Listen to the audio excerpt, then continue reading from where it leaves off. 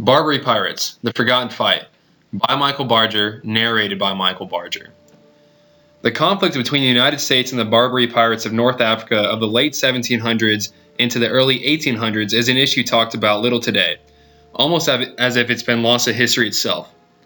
The events that took place in the years following America's call for independence from the British Crown in 1776 has shaped the United States Navy into the global superpower it is now.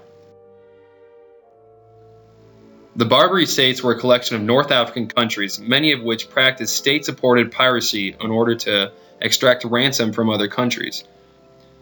The countries making up the Barbary States were Morocco, Algiers, Tunis, and Tripoli.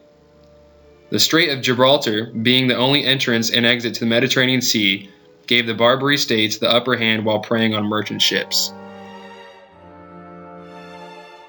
The pirates, being primarily Muslim, sided with the Turks under the rule of the Ottoman Empire against the Christian nations of Europe and the United States. From the 16th to 19th centuries, it is estimated that up to 1.25 million Europeans were captured by the Barbary pirates and sold into slavery or held for ransom. The Barbary corsairs wreaked havoc as far away as Finland and Iceland, kidnapping and robbing whomever came in their path. Some nations tried to fight the pirates by force, but more often the conflicts were settled by paying the pirates a ransom known as tribute. Without protection from the British, American merchant ships entering the Mediterranean Sea were immediate targets for piracy. This served a major threat to their cargo and the crew members, who, if were taken prisoner, risked being sold into slavery. At the time, the United States Navy was weak. Its purpose was to only protect the nation's coast. The Founding Fathers did not want an extensive navy to act as a global police force.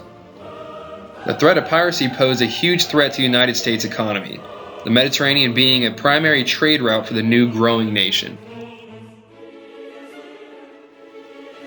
In 1784, an American merchant vessel, Big Betsy, was captured by pirates and taken to Morocco.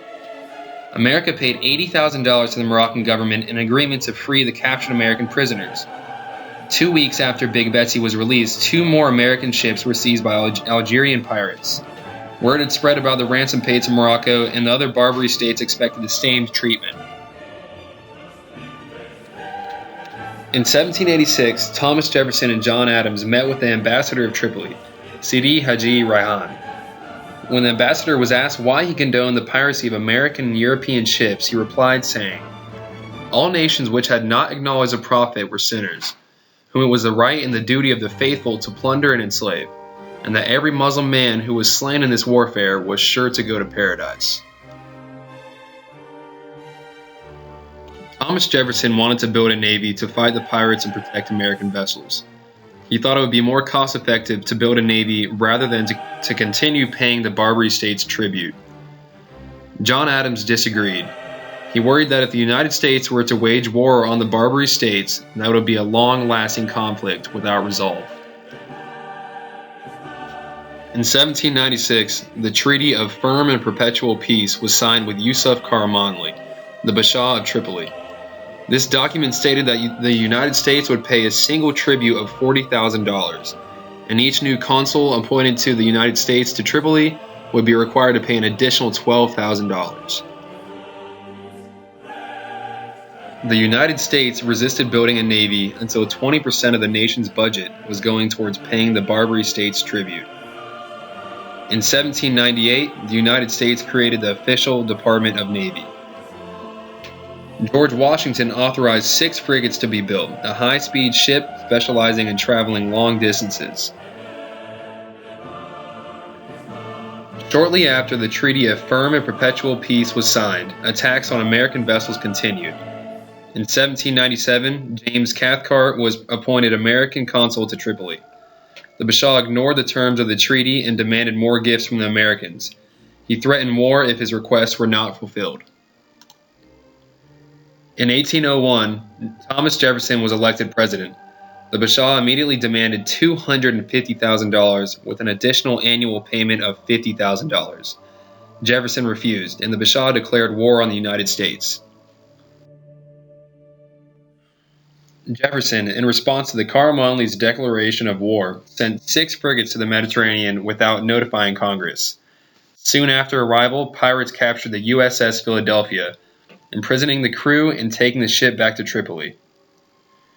Jefferson was ridiculed for his decision to send the fleet without telling the people of the United States, let alone Congress. In 1804, Stephen Decatur led a team of U.S. commandos to the port of Tripoli and blew up the USS Philadelphia, in hopes of intimidating Bashaw Karamanli to release the American prisoners he had taken captive. Karamanli refused. After a year of unsuccessful negotiation, the United States took action on Tripoli once again. In 1805, William Eaton, the American consul to Tunis, gathered a small force of Marines in Egypt. Eaton and his men marched over 500 miles to Tripoli to attack Karamanli. Along the way, Eaton and his men recruited over 500 additional forces to assist his men in battle, including Hamet, Karamanli's brother and enemy. Eaton and his men were successful in their conquest of Tripoli. The capturing of the city gave American negotiators leverage in securing the return of hostages and the end of the war. Karamanli, in order to stay in power, signed a treaty once again to not attack U.S. ships anymore, and the release of U.S. prisoners he had taken. Attacks on American ships came to a brief halt in the time after the American victory over Karamanli in Tripoli. Though over time, the Barbary pirates, despite the second treaty, continued to attack American merchant ships. In 1812, Haji Ali became the new leader of Algeria. He called for an open season of kidnappings on Americans. Soon after Haji Ali's announcement, Algerian pirates seized the American merchant vessel the Edwin, coming from Salem, Massachusetts. The crew members were taken as prisoners. Though only having 13 crew members, this act struck home with American people, reminding them of their past troubles with the pirates and the remaining imminent threat of piracy in the Mediterranean. In 1815, Dey Omar became the leader of Algeria. Piracy was an issue needing to be dealt with. Ransoms were taking up to 20% of the nation's budget. On May 20th, 1815, the famed Stephen Decatur led the first of two squadrons to fight the Algerian pirates, starting the Second Barbary War. Soon after arrival to the Algerian coast, Decatur and his men made quick work of the Algiers in two short battles. The second ship did not even see any action. After the seemingly effortless victory by Decatur, Dey Omar agreed to free the men he had imprisoned from the Edwin. The American victory came as an embarrassment to the European powers still paying ransom to the Barbary states. Along with this victory came the end of the Barbary piracy on American ships. The threat of piracy still remains today. As seen in the media in the past few years, the waters off the coast of Somalia, Nigeria, and Indonesia have all been sites of heavy piracy in the past decade. As long as there is trade, there will be pirates, though we are lucky as Americans to have such a powerful navy as we do, thanks to the Barbary Wars.